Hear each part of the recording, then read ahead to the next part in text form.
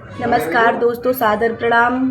कैसे हो आप सभी लोग? हम आशा करते हैं आप सभी अच्छे होंगे, बहुत ही स्वस्थ होंगे, शानदार होंगे। ठीक है, मैं प्रतिमा सिंह और आज हम बात करेंगे यूपी टेट के बारे में। उत्तर प्रदेश में शिक्षक पात्रता परीक्षा होने वाली है, तो इसके विषय में हम अभी बात करेंगे।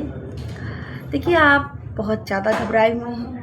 आप गांव में रह रहे हैं, आप शहर में रह रहे हैं, आप कहीं भी दुनिया के किसी कोने में रह रहे हैं, उत्तर प्रदेश के किसी कोने में, और आप परेशान हैं। आप समझ नहीं पा रहे हैं हम कहाँ से स्टार्ट करें, कैसे पढ़ें, शुरू कहाँ से करें। तो ये वीडियो आपके लिए बहुत ज़्यादा लाभकारी होने वाली है। मैं आपको बताती हूँ आपको शुरू कहाँ से करना है ना। अगर आप डीएलएड वाले हैं, आपको प्राइमरी जूनियर परीक्षा दोनों देनी है। अगर आप बीएड वाले हैं तो आपको केवल जूनियर देनी है। That's it. आपको पता होगी, ये बात बेसिक सी बात है, जानते होंगे आप लोग। आपको करना क्या है, आपका जो भी से अच्छा, अगर आप यूपी बोर्ड वाले हैं, हिंदी मीडियम वाले हैं तो आप हिंदी उठा लीजिए पहले। अगर आप इंग्लिश मीडियम वाले हैं तो आप इंग्लिश उठा लीजिए। आपने सब्जेक्ट चूज किया होगा इंग्लिश और संस्कृत में, है ना। तो अगर आप इंग्लिश मीडियम वाले हैं, जाहिर सी बात है आपने इंग्लिश लिया होगा। हिंदी मीडियम वालों ने तो संस्कृत लिया होगी। संस्कृत और हिंदी का 50% सिमिलरिटी होता है, लिया होगा उन्होंने। आपको करना क्या है, आपको सिंपल सा एक काम करना है। आपको सबसे पहले आपको क्रोम पे जाना है और सिलेबस देख लेना है। सिलेबस निकाले। सिलेबस में वर्णमाला हो गया, संधि हो गया, समास हो गया, अव्यय हो गया, उपसर्ग हो गया, प्रत्यय हो गया, वाक्य हो गया, अलंकार हो गया, रस हो गया, छंद हो गया, हिंदी साहित्य का कुछ थोड़ा सा हिंदी साहित्य है, और उसके बाद पर्यायवाची बिलो। दैट्स इट, यही सब है, एक्सेट्रा। तो इसको करना क्या है कि आपको पहले देख लेने सिलेबस, ऐसे हर विषय के सिलेबस देख लेने हैं। ठीक है। अब अगर आप जूनियर वाले हैं, जूनियर साइंस हैं, तो आपको 30 नंबर सीडीपी पढ़नी है, चाइल्ड डेवलपमेंट। 30 नंबर संस्कृत और इंग्लिश में से एक पढ़ना है, चूज किया होगा आपने। 30 नंबर आपको मैथ पढ़ना है, और 30 नंबर आपको साइंस पढ़ना है। साइंस में जियोलॉजी, बॉटनी, फिजिक्स, मैथ में मैथ। ठीक। और सीडीपी संस्कृत, हिंदी और ठीक हो गए। अगर आप जूनियर एसएसटी वाले हैं तो साइंस की जगह सिर्फ एसएसटी हो जाएगा, और साइंस मैथ मिला के 60 नंबर है, एसएसटी सिर्फ 60 नंबर है, जिसमें हिस्ट्री, ज्योग्राफी और सिविक्स होगा, यानी पॉलिटी। ठीक है, ओके।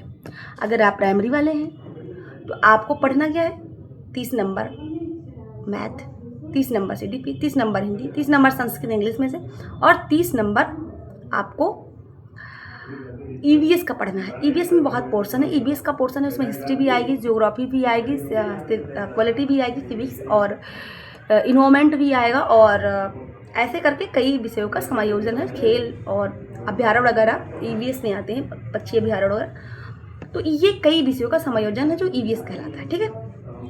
अब ये 5 विषय, ओके। सो आपने सिलेबस देख लिया है। उसके बाद आप प्रीवियस ईयर पर चले जाइए। जितने पेपर 2011 से आज तक हुए हैं, चाहे वो साइंस का हो, एसएसटी का हो, हिंदी का हो, इंग्लिश का हो, किसी भी चीज़ का, संस्कृत का हो, अब आप ये देखते चले जाइए क्या क्या क्वेश्चन आया है और कितने क्वेश्चन बने हैं, है ना। तो जब क्वेश्चन आप देख लेंगे तो ये देखेंगे कि लगातार संधि से, फॉर एग्जाम्पल संधि से, हम एग्जाम्पल दे रहे हैं कि संधि से इतने क्वेश्चन बनते चले आए हैं। तो संधि हमारे लिए मोस्ट इंपॉर्टेंट है, ऐसी बात है। किस संधि से बन रही, स्वर व्यंजन में ज़्यादा कौन पूछी जा रही है, कैसे क्या, आपको अनुभव हो जाएगा, अंदाजा हो जाएगा। या सीडीपी है, सीडीपी में कौन ज़्यादा आ रहे हैं, थारनाइक आ रहे हैं, कोहलर आ रहे हैं, जिन जा रहे हैं, कुरनकुरु आ रहे हैं, किसकी परिभाषाएं ज़्यादा आ रही हैं, कौन ज़्यादा आ रहा है ना। ये आपका क्लियर हो जाएगा। अच्छा, एक टेंशन आपकी खत्म हो गई। आपने सिलेबस देख लिया, आपने प्रीवियस ईयर क्रोम पे जाएंगे मिल जाएगा।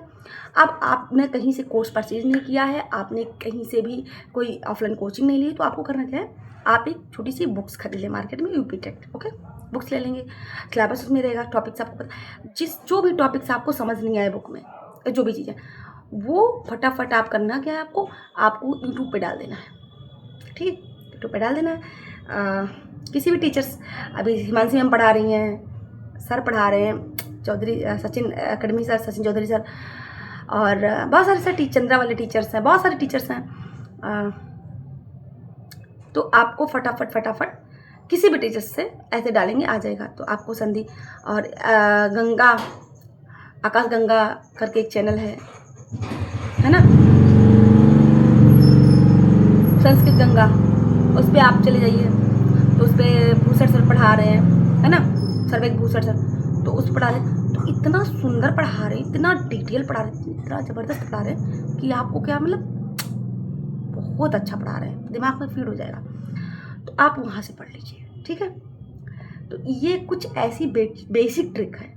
ऐसा उम्मीद करते हैं ना कि सिलेबस आप सिलेबस देखिए, सिलेबस को कवर करने की कोशिश करिए, सारे टॉपिक को टच करिए फटाफट, क्योंकि आपके पास टाइम नहीं बचा है। और अगर आपने ऑफलाइन कोचिंग ले रखी है, ऑनलाइन कोचिंग ले रखी है, लाइब्रेरी ले रखी है, आपके पास टाइम है, मानसिक फिजिकल और मेंटल आप प्रिपेयर हैं, आप स्वस्थ हैं, आप कर सकते हैं, तब तो बात ही कुछ और है। 130 प्लस के हकदार हैं आप, और बेसिक बात है लाएंगे। पर अगर आपके पास बिल्कुल टाइम नहीं है और आपको कुछ नहीं पता है स्टार्टअप करनी कहाँ से, तो मेरी ये दी गई हुई ट्रिक फॉलो करिएगा।